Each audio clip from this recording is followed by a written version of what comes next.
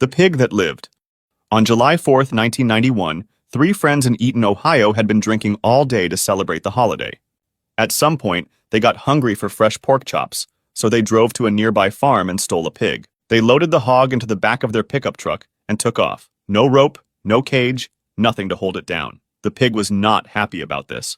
As they sped along at 90 miles per hour, the pig started going crazy, kicking and thrashing around in the truck bed. None of the three men were wearing seatbelts. When the pig got ejected from the truck, the driver swerved to avoid it and lost control. The truck went off the road, and all three men were thrown from the vehicle. All three died. The pig survived. It walked away from the crash without a scratch. The farmer got his pig back, but the three men never got their pork chops. The elephant that came back. In June 2022, a woman named Maya Murmu was going about her day in eastern India. She lived in an area where humans and elephants often crossed paths, and that day, an elephant attacked her and trampled her to death. Tragic, but in regions where elephants roam free, these things happen. Her family prepared her funeral and placed her body on the pyre. Mourners gathered to say goodbye, and they thought it was over. It wasn't. The same elephant that had killed her showed up at the funeral. It walked straight toward the pyre, grabbed Maya's body with its trunk, and pulled her off. Then it stamped on her corpse over and over. When it was done, it tossed her body aside. The mourners ran and the elephant left. Nobody knows why it came back. Maybe it remembered her, or maybe it held a grudge. Either way, killing her once wasn't enough. The lawyer who proved too much. In 1871, a lawyer named Clement Vallandigham was defending a murder case in Ohio. His client was accused of shooting a man to death, but Clement had a theory. He believed the victim had actually shot himself by accident while drawing his own gun. It wasn't murder, just a clumsy mistake. He decided to prove it to the jury right there in the courtroom. Clement grabbed a pistol to demonstrate exactly how the victim could have accidentally shot himself while pulling out his weapon. He would show them step by step. There was one problem. The gun was loaded. Clement pulled the trigger during his demonstration and shot himself right in the abdomen, the same way the victim had died. He had proven his point a little too well. Clement died about 12 hours later, but his demonstration worked, and the jury was convinced. His client was found not guilty. The crocodile on the plane. On August 25, 2010, a small plane was flying over the Democratic Republic of the Congo with 21 people on board. One of them had a secret. He had snuck a crocodile onto the plane in a duffel bag. Why? No one knows. They were coming into land when the crocodile escaped from the bag. It ran through the cabin, and people saw it and freaked out. The flight attendant rushed toward the cockpit, and all the passengers followed. All the weight on the plane shifted forward, and the pilots lost control. The plane crashed into a house just short of the runway. 20 people died. The pilots, the flight attendant, and 17 passengers. All because one man wanted to smuggle a crocodile. There was one survivor who told police what happened. No one would have believed him otherwise. The crocodile also survived the crash without a scratch. It crawled out of the wreckage, and someone killed it with a machete. The Rooster. On January 30th, 2011, a 35-year-old man named Jose Luis Ochoa was at an illegal cockfight in Tulare County, California. Cockfighting is when people strap knives to roosters and make them fight each other, and it's illegal in all 50 states. Ochoa was no stranger to the scene. The year before, he had paid $370 in fines after pleading no contest to owning or training an animal for fighting. During one of the fights, a rooster broke loose and started flapping around in a panic. It slashed Ochoa in the right calf. The blade cut a major artery. Ochoa was bleeding badly and needed to get to a hospital. But then police showed up to break up the cockfight, and Ochoa fled the scene along with everyone else. By the time he finally made it to a hospital, it was too late. He died about 2 hours later. Ochoa had trained roosters to kill. In the end, one killed him. The killer who couldn't swim. In 2017, a man and his girlfriend were having a nasty argument by the Havel River in Germany. Things got physical. He grabbed her and shoved her into the freezing water, expecting her to sink. The river was 35 degrees Fahrenheit, and his plan was simple. She would drown. There was one problem. She was an expert swimmer. She started making her way back to shore, and he panicked. His plan was falling apart, so he jumped in after her to finish the job. There was another problem. He couldn't swim. She made it to land and was rescued, but he didn't make it anywhere. Police pulled him from the river and rushed him to the hospital, where he slipped into a coma. They charged him with attempted murder while he lay unconscious in his hospital bed. He never woke up. He died on February 14th, Valentine's Day. The Atomic Wedgie. On the night of December 21st, 2013, in Oklahoma, a stepson named Bradley Davis, a Marine veteran, got into a fight with his stepfather, Denver St. Clair. The argument got heated. Neighbors heard them shouting. Then Denver said something about Bradley's mom. Bradley snapped. He grabbed his stepfather's underwear and pulled hard. He didn't stop, and he kept pulling until the waistband went all the way over Denver's head. You've seen this in cartoons. A kid pulls another kid's underwear up their back as a joke. Everyone laughs, and no one gets hurt. This was not a cartoon. The underwear wrapped around Denver's neck and cut off his air. He couldn't breathe. Denver St. Clair died from a wedgie. The police came and saw the marks on his neck. They ruled it death by asphyxiation, and Bradley was arrested and charged with manslaughter. He got 30 years in prison for a wedgie. The Garbage Chute Waterslide. On July 14, 2000, a group of friends came back to a Calgary apartment after a night of drinking. It was almost 3 a.m., and someone came up with a challenge. The building had a garbage chute that went straight down 12 stories. One of the guys joked that it would make a great water slide. Everyone laughed.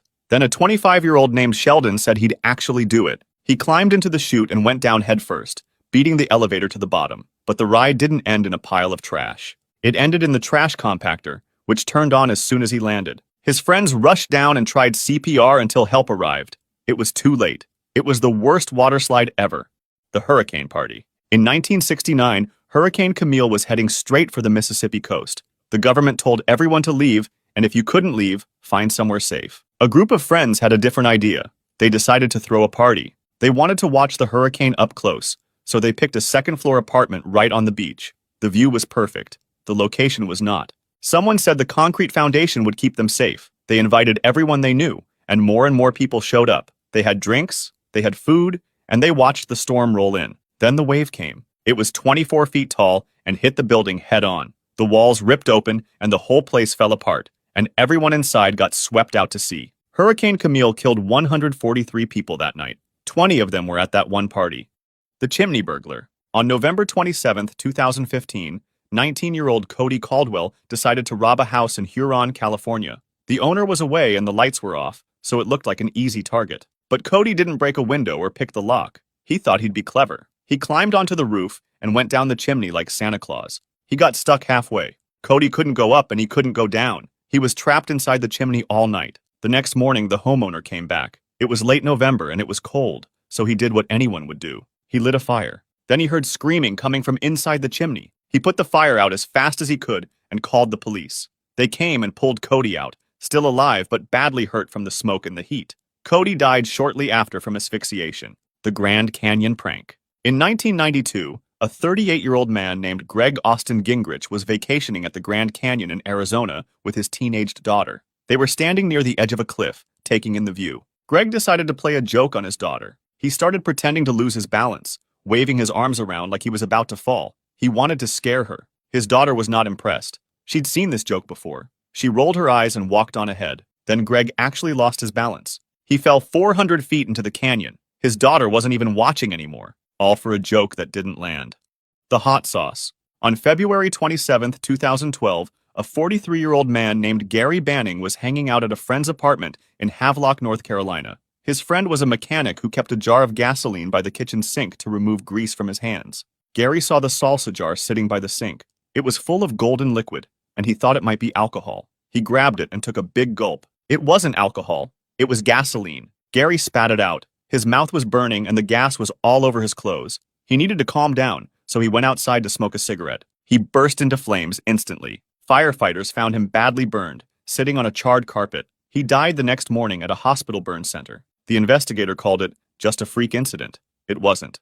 The RC plane. Roger Wallace was 60 years old and used to race drag cars in Arizona. Then he decided drag racing was too dangerous and he needed a safer hobby. So he joined a radio-controlled airplane club. On May 18, 2002, Roger was out flying his RC plane with his club near Tucson. It was a nice morning, and the plane weighed about 6 pounds with a 5-foot wingspan. Then the sun got in his eyes. Roger lost sight of his plane and couldn't see where it was, but the plane was still flying and he was still holding the controller. He flew it directly into himself. The plane hit him hard. He never woke up, and he died shortly after. The club president called it the freakiest of freak accidents. He got killed by a toy plane. The dumpster nap. One night in July 2009, a 35-year-old teacher named Scott Williams went out drinking with his flatmate in Brighton, England. They hopped between pubs until his flatmate got kicked out of a bar for falling asleep. After that, the two got separated. It was raining hard, and Scott needed somewhere to shelter. He found a large wheelie bin, climbed inside, and fell asleep.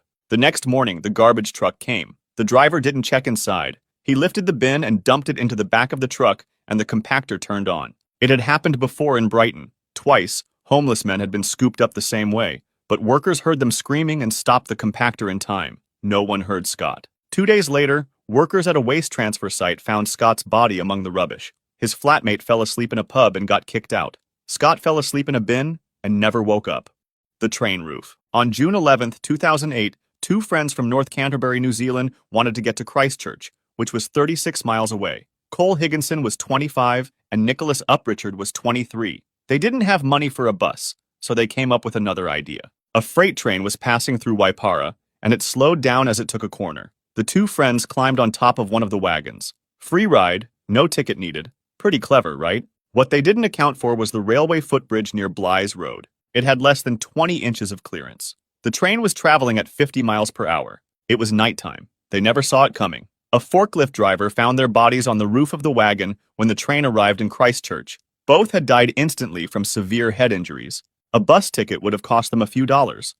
The grenade selfie. In 2017, a man named Alexander in Russia wanted to impress his girlfriend. He had a grenade, and for some reason he thought holding it would make a cool photo, so he sat in his car, pulled the pin out, held it up, and took some pictures of himself. Then he tried to put the pin back in. It wouldn't go back in. The pin is the safety, and once you pull it out, the grenade is live. Alexander thought it wouldn't explode as long as he didn't throw it. He was wrong. The grenade went off and Alexander died in his car. Police found his phone with the photos still on it. They ruled it an accident. He just didn't know how grenades work.